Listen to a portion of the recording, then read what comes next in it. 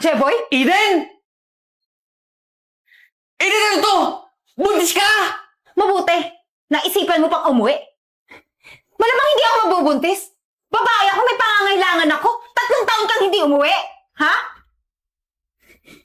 Ito ba? Ito ba yung pinalit mo sa akin? Oo! Siya! Pinagmamalaki ko siya! Bakit ikaw?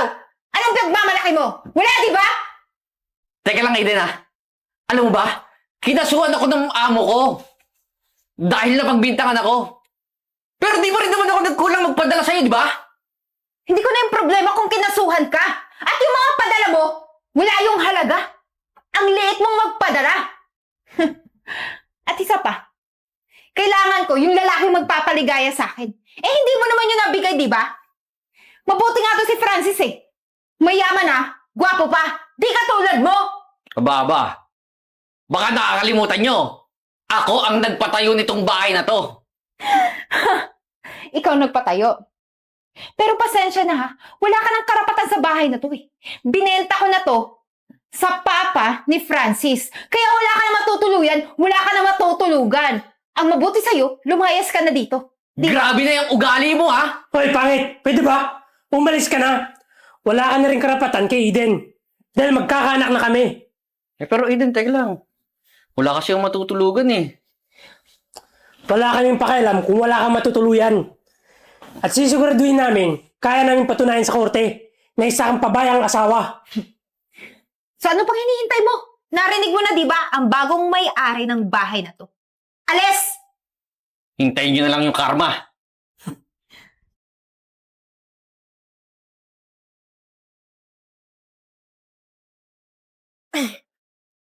Kaya mo na yun, babe. Sisiguraduhin ko hindi na yung babalik dito. Dapat lang. Ate Marimar. Ba't ganun? Ate Marimar. Si Eden buntis. Ay nako, Jeboy. Hindi na ako nagugulat dun sa babaeng yon. Eh di ba nga, matagal ko na sinasabi sa'yo na may lalaki yung asawa mo. Eh ikaw kasi itong manhid ka din eh.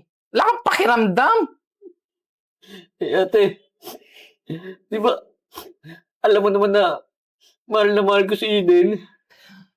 Ayun na nga, mahal na mahal mo. O ngayon, kita mo na yung resulta, di ba?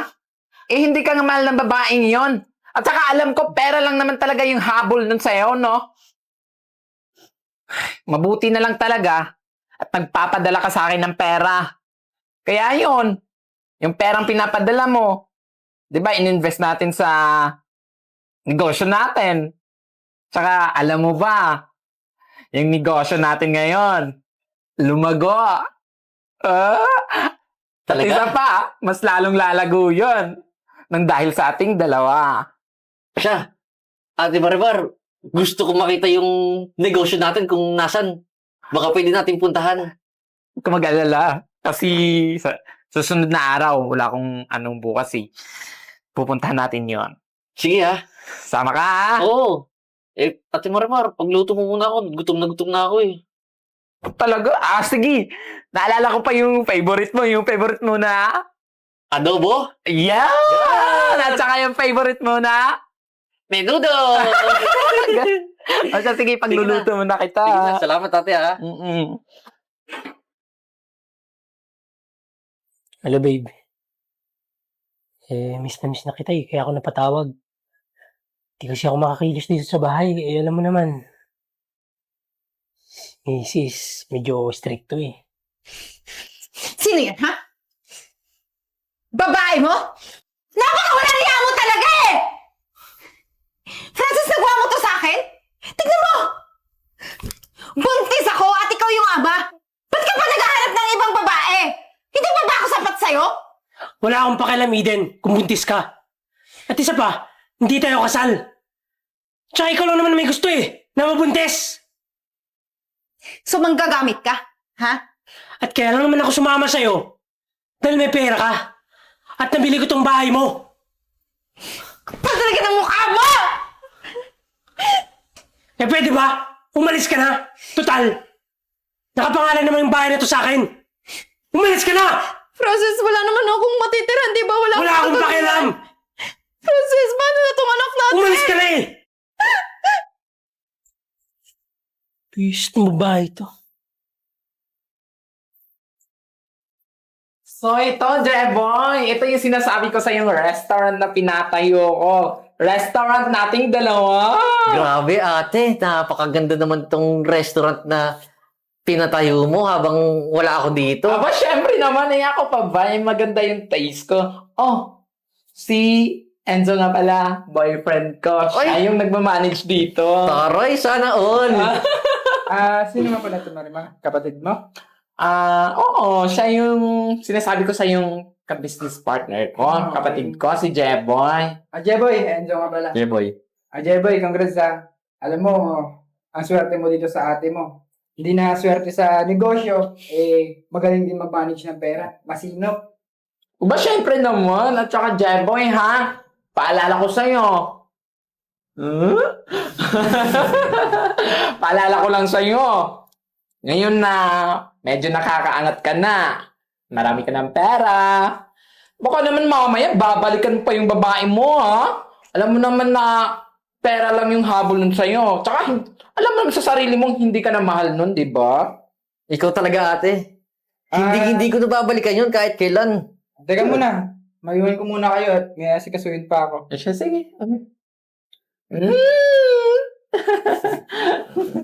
Ate, landi mo talaga. Pero ate, teka lang. Nasi-CR kasi ako. Saan ba yun?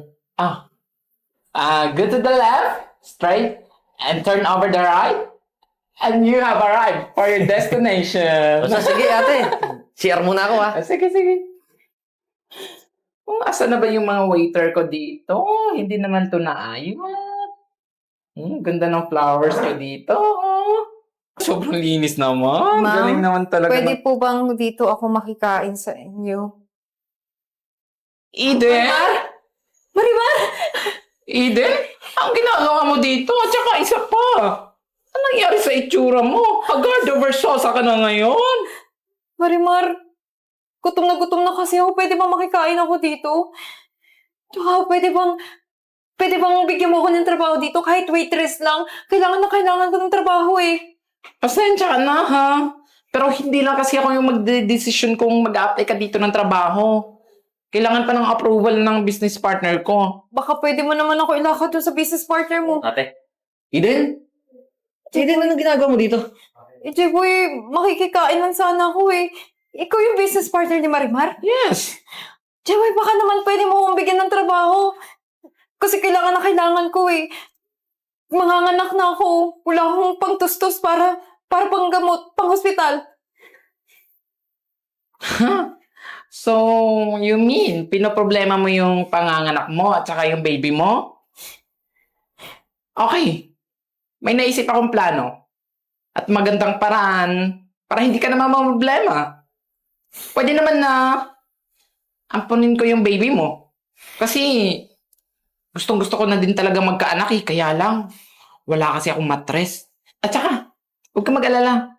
Kasi kaya naman namin buhayin yung magiging anak namin ni Enzo eh. Yung batang yan. Pero, Oo, pero kung di siya mapayag, lalo lang siyang mamumulube, di ba? ayoko mangyari yun. Yun na Sige. nga. Sige, papayag na ako. Pero sana pumayag kayo na dalaw-dalawin ko yung bata. At sana rin, Jeboy, mapatawad mo na ako sa ginawa ko sa'yo. Eden, matagal naman na kitang napatawad. Pero hindi na kita babalikan. Mas uunahin ko na lang ang sarili kong mahalin.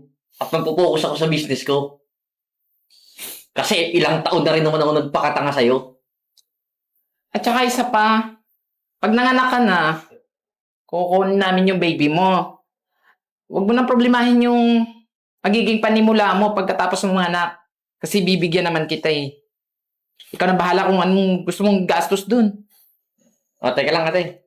Sige, maiwan ko muna kayo. Pakainin mo na yan ha. Salamat, Jeboy. Salamat, Marimar, ha? O siya, sige, maupo ka muna dito. Ibigyan kita ng pagkain. Waiter!